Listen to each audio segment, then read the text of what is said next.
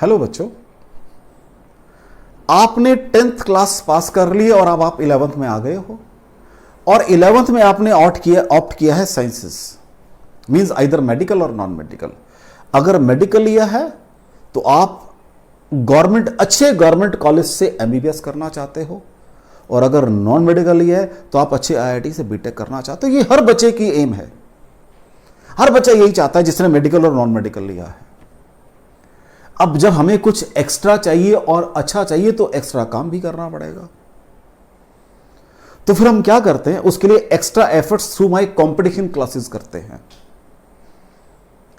अब यहां क्या हुआ हमारे साथ कि जब हम स्कूल में गए तो मेरे टीचर ने बोला कि स्टिक टू एनसीईआरटी फॉलो करो, और जब मैं कंपटीशन क्लास में गया तो उन्होंने कहा स्टिक टू अवर नोट्स, जो नोट्स दिए उनको फॉलो करो।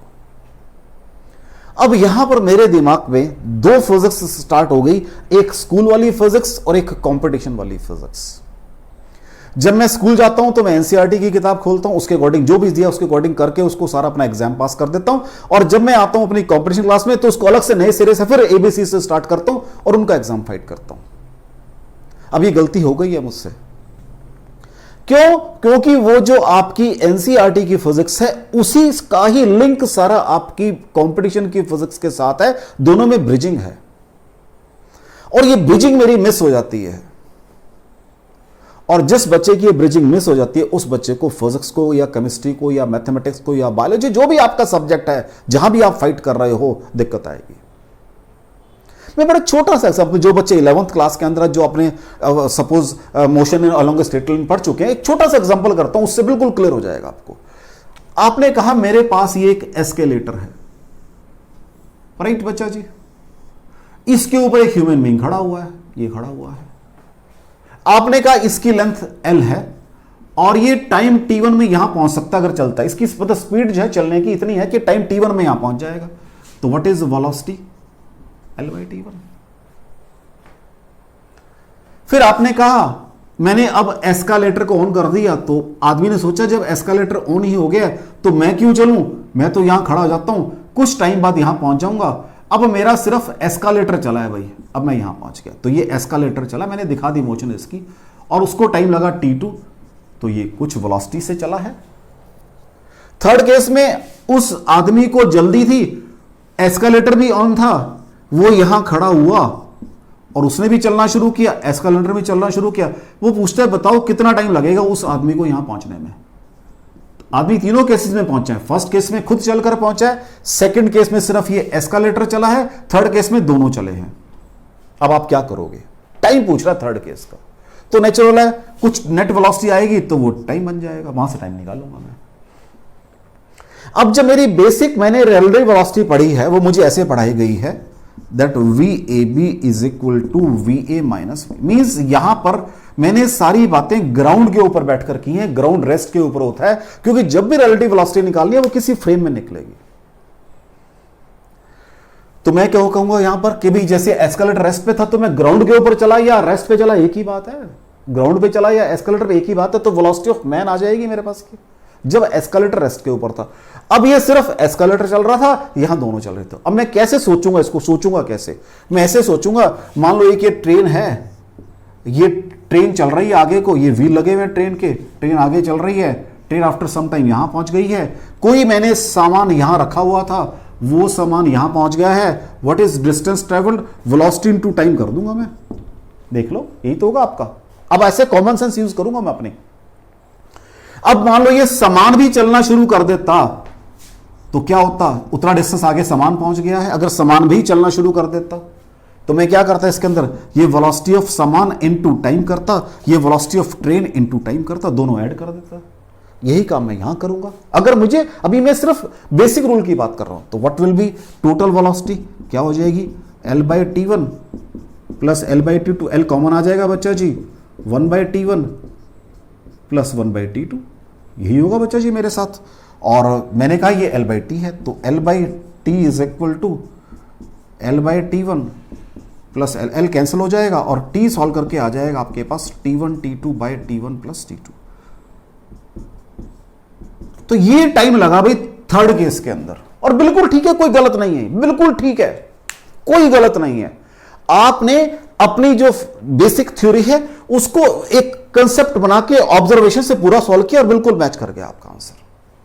लेकिन when I go to my competition class, वहां वो क्या बताएंगे मुझे, वहां क्या बताएंगे, आपको एक नया कंसेप्ट देंगे, that will be of change of frame, that will be of change of frame. वो ये कहेंगे आपको कि भाई आप ऐसा, चलो इसको बन फिगरे बनी पड़ी है, आप इसको ऐसा करो भाई, आप अगर ये अर्थ के ऊपर चल रहे थे तो velocity with respect to earth थी, अगर एस्केलेटर पे चल रहे हो तो उसको विद रिस्पेक्ट टू एक्सकालेटर लिख दो भाई, कोई दिक्कत नहीं है। Now next is velocity of escalator with respect to ground है, वो कितनी है, L/T2 है। मुझे क्या निकालनी है, वेलोसिटी ऑफ मैन निकालनी है। अभी ट्रेन वाले केस में क्या हुआ था, आपने ट्रेन प्लस सामान की वेलोसिटी की थी, तो यहां पे तो वही है, velocity of man with respect to escalator plus velocity of escalator, यही तो रहा है। अब सारी सेम डायरेक्शन में थी, तो L/T is equal to L/T1 plus L/T2, यहां से सॉल्व करके वही आ जाएगा T1 T2 divided by T1 plus T2। लेकिन जब तक, अब ये जो चेंज ऑफ फ्रेम का फॉर्मूला था, ये जो चेंज ऑफ फ्रेम का फॉर्मूला था, अब तो ये सिंपल केस था, मैंने दोनों से दिखा, लेकिन जब मेरे पास धीरे धीरे और कॉम्प्लिकेशंस आ जाएंगी तब मैं चेंज ऑफ फ्रेम से ही काम कर सकता हूं, तब इससे काम नहीं कर सकता मैं। लेकिन मैंने क्या किया, जब तक मेरा स्कूल टीचर है मैं ये फॉर्मूला यूज कर रहा हूं, जब मेरा कंपटीशन है तब मैं ये फॉर्मूला यूज कर रहा हूं, दोनों को मैंने अलग अलग बना लिया। तो मुझे अपने एनसीईआरटी के न्यूमेरिकल भी इसी फॉर्मूले से सॉल्व करने चाहिए, या मुझे पता होना चाहिए ये फॉर्मूले से कैसे निकलेंगे, तो मेरे लिए सिलेबस एक रहेगा। ये तो छोटा सा मैंने एक एग्जांपल दिया आपको, बड़ा छोटा सा एग्जांपल दिया है। अब जो बच्चे 12th के अंदर हैं उनके लिए भी छोटी सी बात कर देता हूं, या 11th के लिए छोटी सी बात एक और करता हूं, 11th क्लास के लिए पहले, फिर 12th के ऊपर आएंगे। आपको ये कहा जाता है कि अगर आपने एरर एनालिसिस की बात करनी है, कि मेरे पास एक काइनेटिक एनर्जी है, काइनेटिक एनर्जी है, कितनी है वो, हाफ mv² है। मुझे पढ़ाया गया है कि डेल्टा k बाई के if mass is constant 2 delta v by v, ये पढ़ाया गया है मुझे, एरर में पढ़ाया गया है। सब वो कहते हैं कि error in percentage error in velocity is 2%, find error in kinetic energy. तो मैं बड़ा सिंपली, बड़ी जल्दी से कर देता हूं कि मुझे ये फॉर्मूला पता है, दोनों तरफ मैं 100 को मल्टीप्लाई करता हूं, 2 into delta V by V into 100, ये मुझे 2% दिया हुआ है, तो मैं सॉल्व करके बोल देता हूं सर 4% आएगा। लेकिन अगर यही एरर 20% का बन जाए तब मैं क्या करूंगा, तब मैं क्या करूंगा? अब मैं अगर 40 करूंगा तो रिजल्ट मेरा गलत है, वो देखो क्यों गलत है। अब अगर मैं इसको 40 कर रहा हूं तो ये रिजल्ट मेरा गलत है बच्चों। कैसे गलत है, देखो मैंने कहा मेरे पास काइनेटिक एनर्जी पहले कितनी है बच्चा जी, हाफ mv² है। मैंने कहा वेलोसिटी मैंने उसकी बढ़ा दी है, तो मेरी kinetic energy half mv plus delta we, अगर बढ़ाई है तो प्लस हो जाएगा, कम किए तो माइनस हो जाएगा, क्या फर्क पड़ता है मुझे, तो प्लस माइनस कर देते हैं, चलो कम ज्यादा जितनी भी की होगी चल जाएगा काम। तो मैंने कहा यहां से हाफ mv² कॉमन ले लो, ये 1 plus minus delta V by V का स्क्वायर बन जाएगा, that will be half mv², 1। अब क्या लगाओ यहां पर, स्क्वायर कर दो क्योंकि स्क्वायर है बिल्कुल, तो क्या आ जाएगा 2 delta V by V plus minus delta V by V का स्क्वायर, राइट बच्चा जी। This is your k plus minus delta K, ये तो k की वैल्यू है, तो यहां से सॉल्व करके आ जाएगा k plus minus delta K divided by k is equal to half plus minus 2 delta v by V plus minus delta v by V का स्क्वायर, और यहां से सॉल्व करोगे तो ये आ जाएगा डेल्टा k बाई, क्योंकि ये 1 प्लस बनेगा, ये चलो 2 स्टेप कर देता हूं, 1 plus minus 2 delta V by V plus minus delta V by V का स्क्वायर, और delta k by K is equal to plus minus, दोनों का इधर भी प्लस माइनस है, तो 2 delta V by V plus delta V by V का square, right. Formula ये आ गया भाई, इसको इधर लिख लेते हैं, तो what is my delta k by K is equal to 2 delta V by V plus delta V by V का स्क्वायर। ध्यान से देखो, जब मेरा एरर स्मॉल था मैंने सिर्फ ये टर्म यूज की थी, जब आप कंपटीशन में जाओगे तो आपको ये कहा जाएगा भी फॉर्मूला ये है अगर एरर ज्यादा है, लेकिन ये आया तो वही आपके बेसिक रूल से ही है। देख लो अब यहां क्या हो जाएगा, क्योंकि आपको क्या दिया हुआ है, delta V by V into 100 कितना दिया हुआ है 20, तो what is delta V by V कितना बन जाएगा 0.2। पुट करो जरा, तो delta K by K is equal to 2 into 0.2 plus 0.2 का स्क्वायर, ये बन जाएगा 0.4 प्लस 0.04 इज इक्वल टू 0.44, तो आंसर आएगा 44%, क्योंकि जब इंटू 100 करोगे तो दैट विल बी 44। लेकिन आया तो वही बेसिक कोर्स से, तो मैं इसको क्रैम क्यों करूं कि this is the formula if error is large, क्यों याद करूं मैं इसको, निकला तो वही बेसिक कोर्स से, चेक कर लो। एक मेरे को ये मुझे बताया गया था, मुझे कंपटीशन में ये भी पढ़ाया जाएगा, लेकिन दोनों में लिंक है, चेक कर लो आप।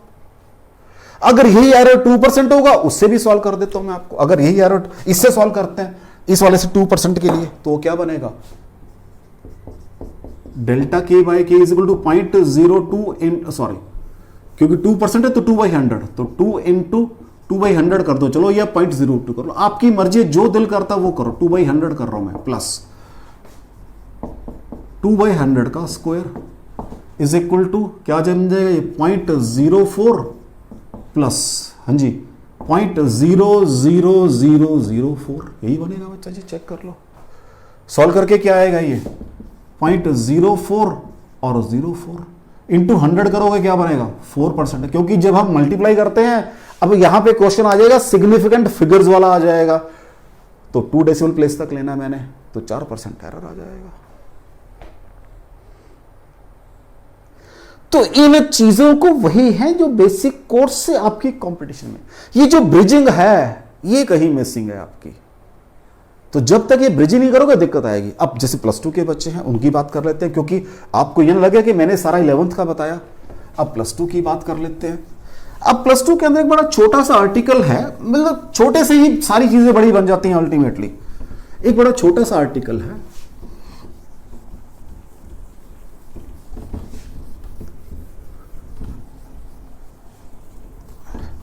हाँ जी, वो छोटा सा आर्टिकल क्या है,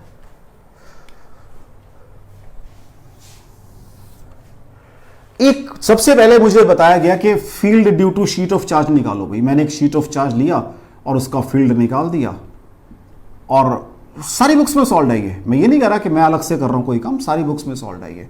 उसको ऐसे सॉल्व किया हुआ है, due to sheet of charge ऐसे सॉल्व किया गया बच्चों। तो ये ds बनाया हुआ है, तो यहां फील्ड इस डायरेक्शन में हो गया, इधर फील्ड आपका इस डायरेक्शन में हो गया, इधर को ही n कैप होगा, ऐसे ही इधर को n कैप होगा। तो मतलब जो फील्ड निकाला वो आपने सिग्मा बाय 2 एप्सिलॉन नॉट निकाला हुआ फील्ड, यह किया हुआ है सारा बच्चों ने। लेकिन अगर अब इसकी जो चार्ज डेंसिटी है वो सिग्मा है।